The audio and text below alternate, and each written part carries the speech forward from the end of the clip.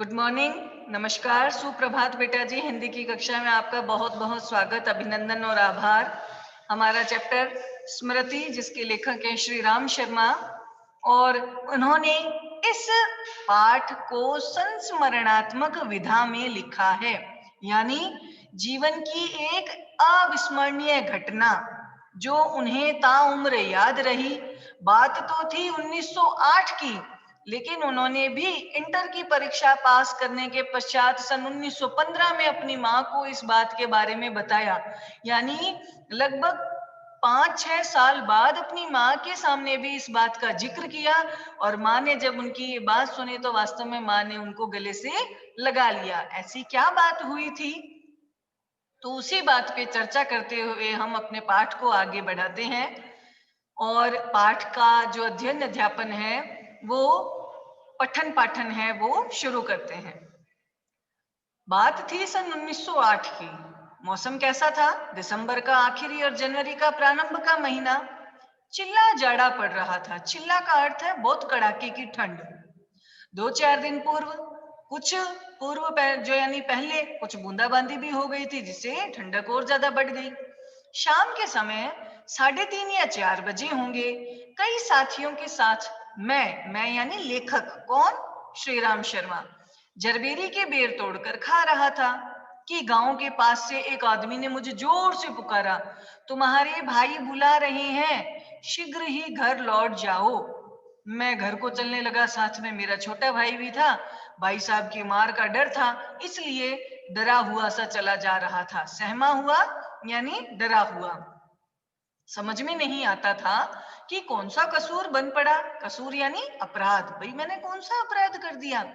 डरते डरते घर में घुसा। आशंका, आशंका यानी मन के भीतर एक ऐसा डर कि बेर खाने के अपराध में ही तो कहीं पेशी नहीं है। यानी मैंने क्या पता रास्ते में बेर बेर तोड़े और बेर खाने का कार्य किया, ये मेरे लिए अपराध था, और इसी अपराध के कारण बड़े भाई साहब के सामने मुझे प्रस्तुत किया गया है। पर आंगन में भाई साहब को जब पत्र लिखते देखा, तो अब पिटने का भय दूर हो गया, यानी अब मुझे मार का डर नहीं रहा। हमें देखकर भाई साहब ने कहा, इन पत्रों को ले जाकर के मक्खनपुर डाक खाने में डालाओ, तेजी से जाना, जिससे शाम की डाक में ये सारी चिट्ठियां चली जाए, ये बड़ी जरूरी है। अब भाई साहब ने तो अपना ऑर्डर दे दिया, आदेश जारी कर दिया। कुछ चिट्ठियां दी छोटे भाई को और कहा कि ये चिट्ठियां जो है मक्खनपुर, मक्खनपुर लेखक के गांव के आगे का एक क्षेत्र है, जो शहर या कस्बा माना जाता है। अब भाई क्या कह रहा है, देखो श्री राम शर्मा क्या कहते हैं। जाड़े के दिन थे और उस पर हवा का प्रकोप इतना ठंडा था। हवा जो है हड्डी के भीतर, मज्जा यानी हड्डी के भीतर का जो मांस है, उसको भी ठिठुरा देती थी। इसलिए हमने कानों को धोती से बांधा। आपको पता है सर्दियों में अपना बचाव करने के लिए हम कन्फ्यूज यानी कान को कवर करके रखते हैं, ताकि ठंड जो है कानों के माध्यम से हमारे शरीर के भीतर प्रवेश न कर पाए। तो उन्होंने कहा, धोती से मैंने कानों को बांध लिया। माँ ने भुंजाने के लिए थोड़े चने एक धोती में बांध कर दिए, और एक धोती में जो है माँ ने कुछ चने बुनवाने के लिए लेखक को पकड़ा, भाई रास्ते में आते हुए इनको बुनवा लाना, बुनवाना यानी सिकवा लाना। हम दोनों भाई अपना अपना डंडा लेकर घर से निकल पड़े। उस समय उस बबूल के डंडे से जितना मोह था, बेटा जी ये पंक्तियां रेखांकित जरूर कीजिएगा कि इसमें ये कह रहे हैं कि मुझे अपने इस डंडे से बहुत प्रेम था। कारण उस समय उस बबूल के डंडे से जितना मोह था, उस उम्र में राइफल से भी इतना मोह नहीं था, क्योंकि मेरा डंडा अनेक सांपों के लिए नारायण वाहन हो चुका था। रेखांकित कीजिएगा इन पंक्तियों को। नारायण वाहन का क्या अर्थ है? यानी नारायण यानी भगवान तक पहुंचाने का वाहन यानी साधन। किसके लिए? सांपों के लिए। किसका था? लेखक का डंडा, है ना। डंडों के द्वारा उन्होंने कई सांपों को मारकर भगवान जी तक पहुंचा दिया था। इस तरह से उनका जो डंडा था, उनसे लेखक को बहुत ज्यादा प्रेम था। कारण कारण ये था कि वो ये मानते थे कि इस डंडे के माध्यम से मैंने सांपों को मारा और अपनी सुरक्षा करी। आगे बढ़ते हैं। मक्खनपुर के स्कूल और गांव के बीच पड़ने वाले आम के पेड़ों से प्रतिवर्ष उससे आम झुरे जाते थे। झुरे का अर्थ होता है झरना, टूटना। इस कारण वह मूक डंडा भी सजीव प्रतीत होता था, यानी ऐसा लगता था कि यह डंडा जीता जागता है। कैसे? कि जब पेड़ों पर खूब सारे आम लगे होते थे तो वो लोग क्या करते थे, लेखक अपने उसी डंडे की सहायता से उस पेड़ की शाखा में डंडे का प्रहार करते, जिससे आम और ज्यादा नीचे गिर जाते और वो आम खाकर आनंदित होते। तो डंडा जो था मूक यानी चुपचाप जो डंडा रहता था वो भी सजीव हो जाता यानी जीवित हो जाता। प्रसन्न वदन, प्रसन्न का अर्थ है खुश, वदन यानी चेहरों के साथ। हम खुश होकर खुशी वाले चेहरों से हम दोनों जो है मक्खनपुर की ओर तेजी से बढ़ने लगे। चिट्ठियों को मैंने टोपी में रख लिया क्योंकि कुर्ते में जेबें नहीं थी। ठीक है। अब ये लेखक की आदत थी बेटा, ध्यान देना, कि वो जब भी मक्खनपुर पड़ने वाले कुएं की तरफ से जाता था तो अपनी टोपी को अपने सिर पर से उतार लेता था और फिर उसकी आदत थी कि उस कुएं में एक ढेला यानी पत्थर फेंका करता था। अब टोपियां भी उसने कहाँ रख ली, सारी टोपियां उसने अपनी चिट्ठियां जो है अपनी टोपी के अंदर रख ली। चलो जी, हम दोनों उछलते कूदते एक ही सांस में गांव से 4 फलांग दूर उस कुएं के पास आए, जिसमें एक अति भयंकर काला सांप पड़ा हुआ था। कुआं कच्चा था, कच्चा यानी उसके अंदर की तरफ सीमेंट नहीं किया हुआ था, मात्र कुआं खोद कर ही रखा हुआ था। 24 हाथ गहरा यानी गहराई भी बहुत थी उसमें। उसमें पानी नहीं था, सूखा कुआं था। उसमें न जाने सांप कैसे गिर गया था। कारण कुछ भी हो, हमारा उसके कुएं में होने का ज्ञान केवल 2 महीने का था। यानी 2 महीने पहले ही हमें पता चला था कि इस कच्चे कुएं में जो खाली है उसमें एक सांप भी रहता है। बच्चे तो नटखट होते हैं, ये बात तो कहने की आवश्यकता ही नहीं है। हमारे जैसे भी बड़े नटखट हैं। हम भी कई बार क्या करते हैं, चलते चलते कोई कुत्ता दिख गया तो उसको पत्थर उठाया, एक ढीला मारा, दूर भगाने की कोशिश करी, फिर जो अपने पीछे भागता है तब पता चलता है कि नहीं मैंने गलत किया, है ना। तो ये नटखट जोपन है, ये जो चंचलता है कई बार भारी पड़ जाती है। लेखक के साथ भी ऐसा ही हुआ। मक्खनपुर पढ़ने जाने वाली हमारी टोली एक वानर सेना थी। बेटा इस पंक्ति को भी रेखांकित कीजिए। ये वानर सेना क्यों कहा है लेखक ने, वानर सेना इसको इसलिए कहा है क्योंकि जिस तरह से वानर यानी बंदर बहुत चंचल होते हैं, उसी तरह से लेखक का जो समूह था, समूह के जितने भी बच्चे थे वो भी बहुत चंचल थे। क्या करते थे, हम जब भी स्कूल से लौटते थे हमको कुएं में उजकना, उजकना यानी झांकना, उचक कर देखना, उसकी आदत थी। सबसे पहले उजकने का काम कौन करता था, लेखक ही करता था। और क्या आदत थी कि कुएं में झांक कर एक ढेला फेंका और उसकी आवाज कैसी होती है वो सुनते थे। और उसके बाद वापस से उसी बोली की प्रतिध्वनि यानी उस आवाज का, उस साउंड का जो रिफ्लेक्शन आता था, उसको सुनने का भी बड़ा मजा आता था। आपने भी देखा होगा बेटा, जब कोई सुनसान जगह होती है और हम जोर से चिल्लाते हैं तो वही आवाज जो है अलग अलग दिशाओं में जा करके वहां से टकरा करके रिफ्लेक्ट होकर यानी वापस से हमें सुनाई पड़ती है। पर कुएं में जैसे ही ढेला गिरा, लेखक के साथ हुआ क्या, लेखक की आदत थी ढेला मारने की, और हुआ क्या, जैसे ही कुएं में ढेला गिरा और त्यों ही एक फुसकार सुनाई पड़ी, सांप की फुसकार सुनाई देती। कुएं के किनारे खड़े हुए हम सारे बच्चे पहले तो उस फुसकार से चकित हो जाते, बाद में जैसे किलोला किलोले करता, किलोले यानी खुशी से उछलता हुआ मृग समूह यानी हिरणों का एक झुंड अति समीप यानी बहुत ही नजदीक कुत्ते की भौंक से चकित हो जाते हैं, यानी कुत्ते की भौंकने की आवाज से एक बार डर जाते हैं, उसी तरह से हम बच्चों का समूह एक बार तो डर गया। उसके उपरांत यानी उसके बाद सभी ने उछल उछल कर एक ढीला और फेंका और कुएं से आने वाली क्रोधपूर्ण फुसकार पर कह कहे लगाए, यानी खूब मजे किए, खूब हंसे। अब गांव से मक्खनपुर जाते और मक्खनपुर से वापस लौटते डेली यानी प्रतिदिन रोजाना कुएं में ढेला डालने की हमारी आदत बन गई थी। मैं तो आगे भागकर आ जाता था और टोपी को एक हाथ से पकड़कर दूसरे हाथ से ढेला फेंकता था। मैं कौन, लेखक। यह रोजाना की आदत थी। सांप से फुसकार करवा लेना मैं उस समय बहुत बड़ा काम समझता था, इसीलिए जैसे ही हम दोनों उस कुएं की ओर से निकले, दोनों कौन, लेखक और उसका छोटा भाई, जब चिट्ठियां डालने जा रहे थे ना मक्खनपुर डाक खाने में, तो वो जैसे ही कुएं के आगे से निकले, कुएं में ढेला फेंक कर उस सांप की फुसकार सुनने की जो प्रवृत्ति थी यानी जो आदत थी वो मेरे भीतर वापस जागृत हुई। मैं कुएं की ओर बढ़ा, छोटा भाई मेरे पीछे हो लिया। छोटा भाई कैसे पीछे चलता है, आप लोगों के भी छोटे भाई बहन हैं, तो देखिए यहाँ ये फोटो दी गई है, इस तस्वीर में दिखाया गया है कि इसकी ढेला मारने की आदत थी। इसने टोपी उतारी, ढेला फेंका, टोपी उतारते ही टोपी के नीचे रखी हुई जो चिट्ठियां थी वो हवा के साथ लहर लहर मतलब तैरती हुई नीचे कुएं में गिर पड़ी। अब छोटा भाई कैसे था? जिस तरह से मृग शावक के पीछे पीछे छोटा मृग शावक हो लेता है, यानी जैसे हिरण के पीछे उसका छोटा जो हिरण का बच्चा है वो पीछे पीछे चलता है, उसी तरह से लेखक के पीछे भी उनका छोटा भाई चल दिया था। कुएं के किनारे से एक ढेला उठाया, पत्थर उठाया और उछलकर एक हाथ से टोपी उतारते हुए सांप पर ढेला गिरा दिया। उसको क्या था?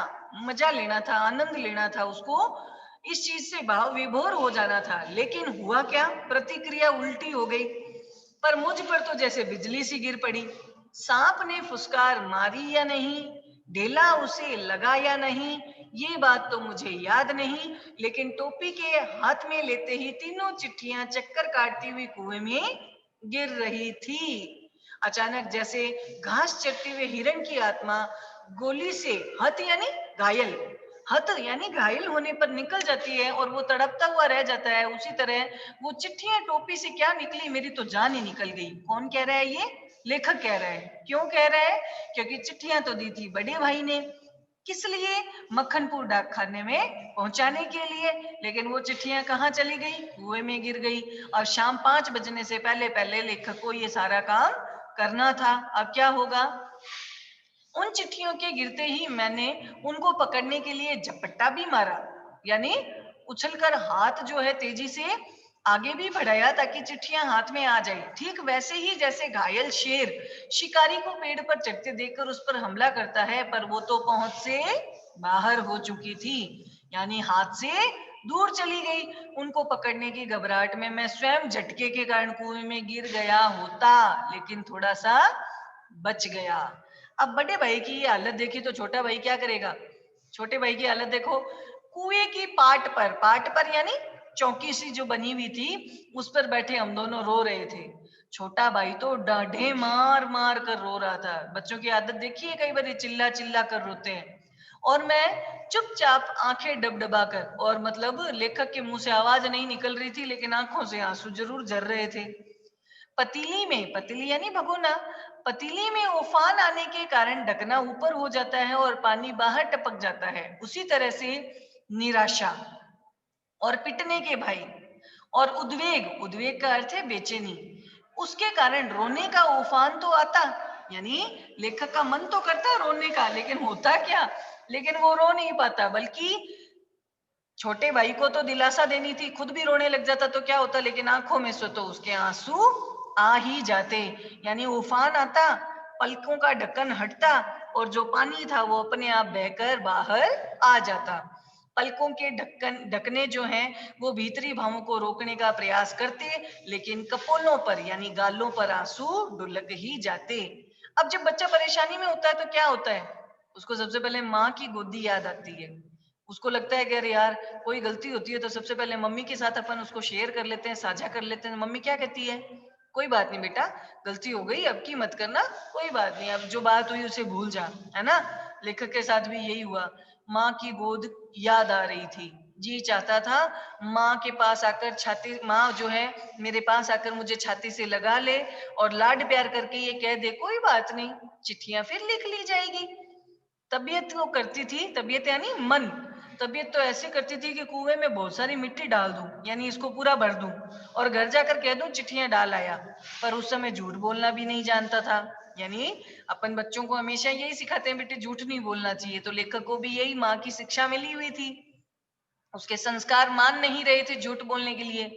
अब घर लौटकर सच बोलने पर रूई की तरह धुनाई होती। आपको पता है जब रूई को अच्छे से हम धोते हैं तभी तो उस रूई के अंदर से सलवटें कम होती हैं। तो कह रहे हैं कि अगर सच बोल दूं तो रूई की तरह धुनाई होगी, और मार के ख्याल से शरीर ही नहीं बल्कि मेरा मन भी कांप जाता था।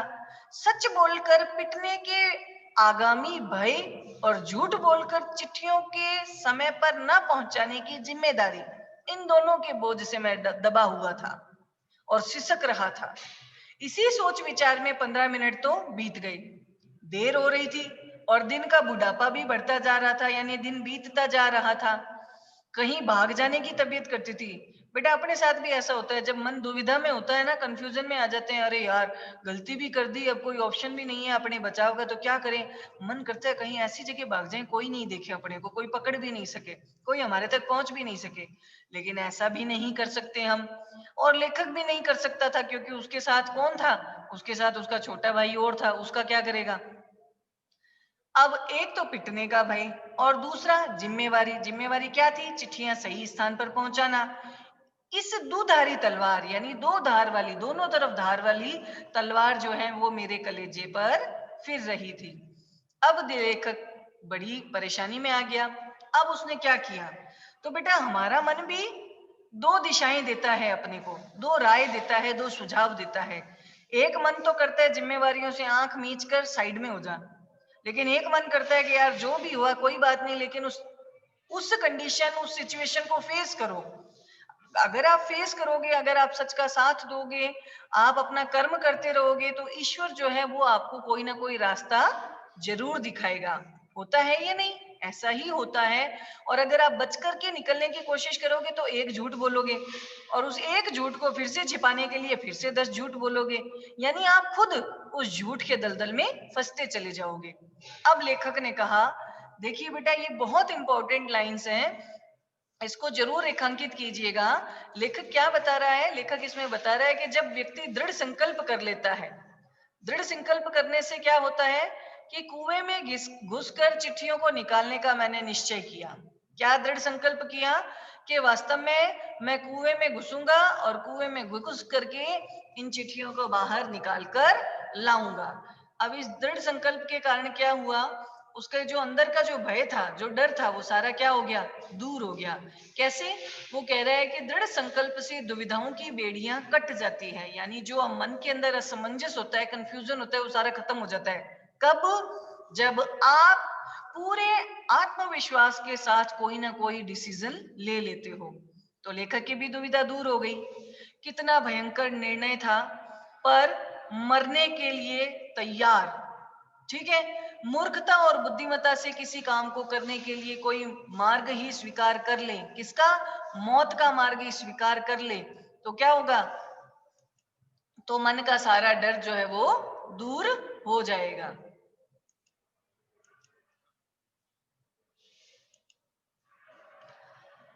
मूर्खता एवं बुद्धिमत्ता से किसी काम को करने के लिए कोई मौत का रास्ता स्वीकार कर ले और जानबूझकर करे, तो फिर तो वो अकेला ही संसार से भिड़ने के लिए तैयार हो जाता है। वास्तव में बेटा कई कहानियां, कई फिल्में इस चीज का हमें सिद्धांत सिखाते हैं कि व्यक्ति जब डरता है ना, तो डर के कारण उसका जो मन है वो अंदर से और ज्यादा भीरू, और ज्यादा कायर होता जाता है। लेकिन जब आप अपने मन को अंदर से स्ट्रांग बना लोगे ना, कि नहीं मैंने ये निर्णय लिया है और इस निर्णय के बल पर मुझे कोई ना कोई काम करना है, अब चाहे मरेंगे या मारेंगे, दोनों में से कोई एक काम करके दिखाएंगे, लेकिन झूठ के रास्ते पे कभी नहीं जाएंगे। तब जानबूझकर भी अगर आप ये सोचोगे ना, तो आप अकेले ही अपने आप को इतने स्ट्रांग, इतने मजबूत महसूस करने लगोगे कि अकेले ही संसार से भिड़ने के लिए तैयार हो जाओगे।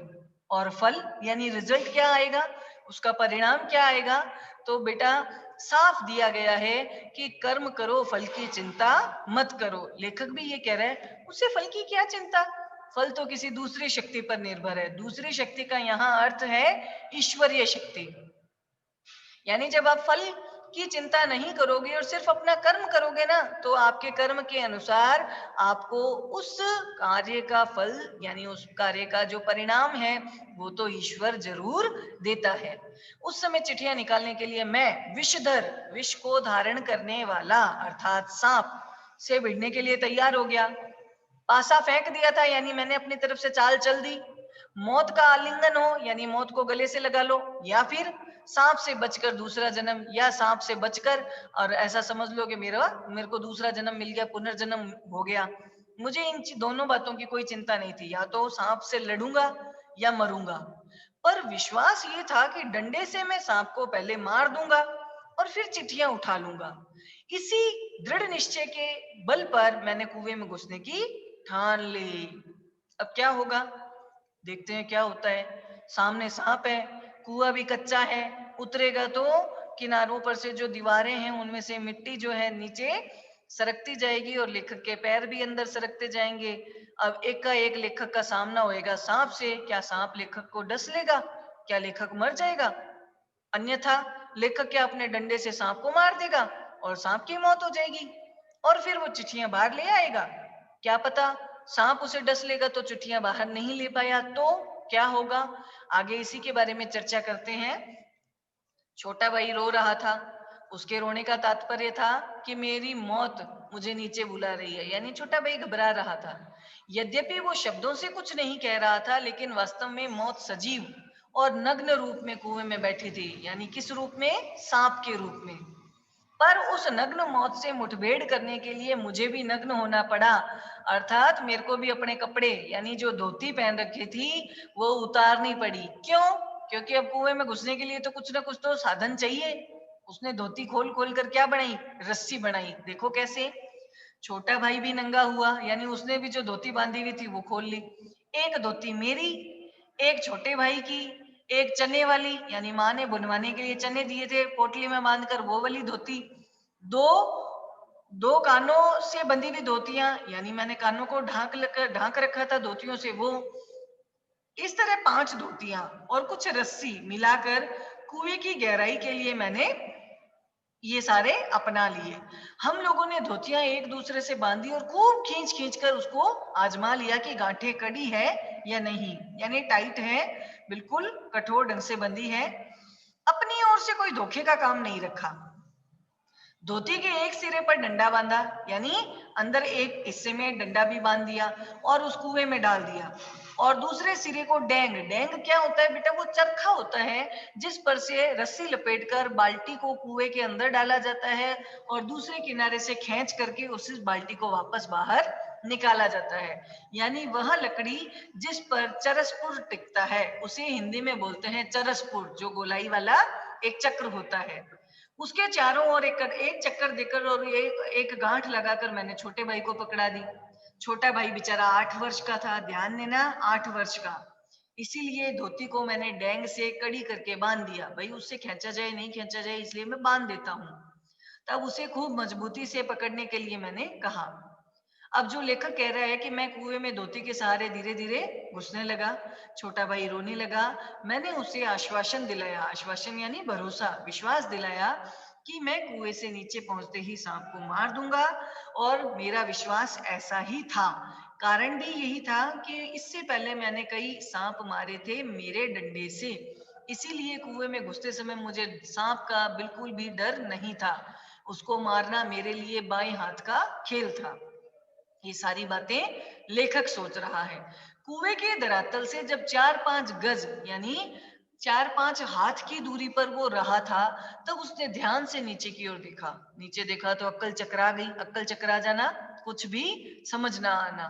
सांप फन फैलाए धरातल से एक हाथ ऊपर उठा हुआ लहरा रहा था और पूंछ के समीप का जो भाग था वो पृथ्वी पर टिका हुआ था। यानी पूंछ के हिस्सा जो नीचे धरती पे था और बाकी वो गोलाकार स्थिति में ऊंचाई की ओर आया हुआ था। आधा अग्र भाग ऊपर उठा हुआ मेरी प्रतीक्षा कर रहा था। किसकी? लेखक की। नीचे डंडा बंधा हुआ था। मेरे उतरने की गति से जो इधर उधर हिल रहा था, इसी कारण शायद मुझे उतरकर देखकर सांप और घातक चोट के आसन पर बैठ गया। यानी सांप को लगा कि कोई ना कोई नीचे आ रहा है और मैं उसे घातक यानी नुकसानदायक चोट पहुंचाऊंगा। सपेरा जैसे बीन बजाकर काले सांप को खिलाता है और सांप क्रोधित होकर फन फैलाकर खड़ा हो जाता है, फुंकार मारकर चोट करता है, उसी प्रकार सांप वहां पर भी तैयार था। उसका प्रतिद्वंदी, प्रतिद्वंदी यानी शत्रु कौन था? मैं यानी लेखक। उससे कुछ हाथ ऊपर था, धोती पकड़े हुए लटका हुआ था। धोती ऊपर डेंग से बंधी हुई थी और इस कारण कुएं के बीचों बीच लटक रही थी। अब मुझे कुएं के धरातल की परिधि के बीचों बीच उतरना था। परिधि यानी नीचे धरातल की गोलाई, बिल्कुल उसके बीच में, जिसे आप केंद्र बोलते हो, बिल्कुल उस सेंटर पे उसे उतरना था। इसका ये मतलब था कि सांप से 1.5-2 फुट गज नहीं की दूरी पर पैर रखना, यानी कुछ दूरी पर पैर रखना। और इतनी दूरी पर सांप पैर रखते ही क्या करता? चोट करता। याद रहे, कच्चे कुएं का व्यास, यानी जब भी कच्चा कुआं बनता है तो ऊपर तो उसकी चौड़ाई ज्यादा होती है, लेकिन नीचे जाते जाते वो और कम चौड़ा हो जाता है। तो व्यास जो है बहुत कम था, नीचे तो मात्र 1.5 गज से अधिक नहीं था। ऐसी दशा में कुएं में मैं सांप से अधिक 4 फुट की दूरी पर रह सकता था, और वह भी उस दशा में जब सांप मुझसे दूर रहने का प्रयास करता।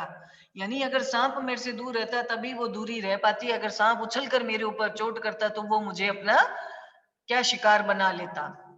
ऊपर से लटक कर तो सांप नहीं मारा जा सकता, उतरना तो नीचे था ही, थकावट से ऊपर भी नहीं चढ़ सकता था, यानी इतनी मशक्कत के बाद नीचे उतरा और हाथों हाथ सांप को मार करके और फटाफट ऊपर चढ़ जाए, ऐसा भी संभव नहीं था। फंस गया लेखक, अब अधर में लटका हुआ था, अब क्या करें। अब तक अपने प्रतिद्वंदी को पीठ दिखाने का मैंने निश्चय नहीं किया, यानी आज तक ऐसा रहा है कि मैं कभी भी अपने शत्रु को अपनी पीठ दिखाकर भागा नहीं, यानी कायरता नहीं दिखाई। यदि ऐसा करता तो कुएं के धरातल पर उतरे बिना क्या मैं ऊपर चढ़ सकता था। धीरे धीरे उतरने लगा, एक एक इंच। ज्यो ज्यो मैं नीचे उतरता त्यों त्यों मेरी एकाग्र चित्तता का अर्थ है कंसंट्रेशन, यानी ध्यान, और ज्यादा बढ़ता गया। मुझे एक सूझ यानी उपाय, तरीका सूझा। दोनों हाथों से धोती पकड़े, मैंने अपने दोनों जो पैर थे वो कुएं की बगल में लगा दिए, यानी दोनों पैर, क्योंकि नीचे जाने के बाद कुएं की गोलाई कम थी तो दोनों पैर दीवार पे सटा दिए। दीवार पर पैर लगते ही कुछ मिट्टी, कुआं कच्चा था ना, तो कुछ मिट्टी नीचे गिरी और सांप ने तुरंत फूं करके उस पर मुंह मारा। मेरे पैर भी दीवार से हट गए डर के मारे, और मेरी टांगे कमर पर समकोण बनाती हुई लटकती रही, और मैंने अपनी टांगे बिल्कुल समकोण यानी 90 डिग्री के कोण पे ऐसे फैला ली थी। पर इससे सांप से दूरी और कुएं की परिधि पर उतरने का ढंग मालूम हो गया, यानी अब मुझे पता चल गया कि धीरे धीरे दीवार पर पैर सटाकर मैं नीचे उतर सकता हूँ। तनिक झूल कर मैंने अपने पैर कुएं की बगल से सटाई और कुछ धक्के के साथ अपने प्रतिद्वंदी के सम्मुख कुएं की दूसरी ओर 1.5 गज की दूरी पर धरातल पर आ खड़ा हो गया। अब देखो सामने सामने खड़ा हो गया है लेखक, आंखें चार हुई, आंखें चार होना, एक दूसरे को देखना। अब हमने एक दूसरे को पहचाना। सांप को चक्षुश्रवा कहा जाता है। अब बेटा आप लोगों को मैं बता दूं कि यहाँ तक का लेसन हमने पहले पढ़ लिया था, लेकिन मेरे बच्चों को जो है कहीं किसी तरह का कोई परेशानी या खेद ना हो, इसके लिए मैं वापस से इस चैप्टर को मैंने पढ़ा है शुरुआत से। सांप को चक्षुश्रवा, चक्षु यानी आंखों के द्वारा, श्रवा यानी सुनने वाला। ध्यान दीजिएगा, सांप जो है आंखों के द्वारा सुनने का कार्य करता है, उसे चक्षुश्रवा कहा जाता है, आंखों से सुनने का कार्य करता है। और इसी कारण जो है सांप का जो ये आंखों वाला जो सेंस है या श्रवण शक्ति जो है वो बहुत ज्यादा तीव्र होती है। मैं स्वयं भी चक्षुश्रवा हो गया था, लेखक कह रहा है मैं भी ऐसे आंखों से ही सब कुछ सुनने का, ऑब्जर्व करने का कार्य कर रहा था। अन्य इंद्रियों ने मानो सहानुभूति से अपनी सारी शक्ति आंखों को दे दी। सांप के फन की ओर मेरी आंखें लगी हुई थी, और कि कब किस तरह से वो आक्रमण करेगा। सांप ने मोहिनी सी डाल दी, मोहिनी यानी वश में कर लिया, यानी मैं सांप को देख रहा और सांप मुझे देख रहा। शायद वे मेरे आक्रमण की प्रतीक्षा में था, पर जिस विचार और आशा को लेकर मैं कुएं में घुसा था वह तो आकाश कुसुम थी। आकाश कुसुम यानी आकाश का एक फूल जो बहुत ही काल्पनिक थी। आसमान में फूल उगते तो देखा नहीं। कानन कुसुम, आकाश कुसुम का अर्थ है काल्पनिक थी। क्या विचार था उसका कि या तो वो सांप उसे मार देगा या वो सांप को मार देगा। तो यहाँ पे भी ये पंक्तियां बहुत इंपॉर्टेंट है, और आगे आपका जो बड़ा प्रश्न आया हुआ है वो इससे संबंधित है। बेटा इसमें दिया गया है कि कई बार मनुष्य का अनुमान और भावी कल्पनाएं जो है मिथ्या और उल्टी निकलती है। लेखक ने भी क्या सोचा था कि मैं जो है सांप को मार दूंगा और बाहर आ जाऊंगा, या फिर सांप मुझे मार देगा और मैं चिट्ठियां नहीं ले पाऊंगा। लेकिन ये दोनों अनुमान और जो कल्पनाएं थी वो बिल्कुल मिथ्या यानी झूठी थी, और उल्टी यानी बिल्कुल विपरीत थी।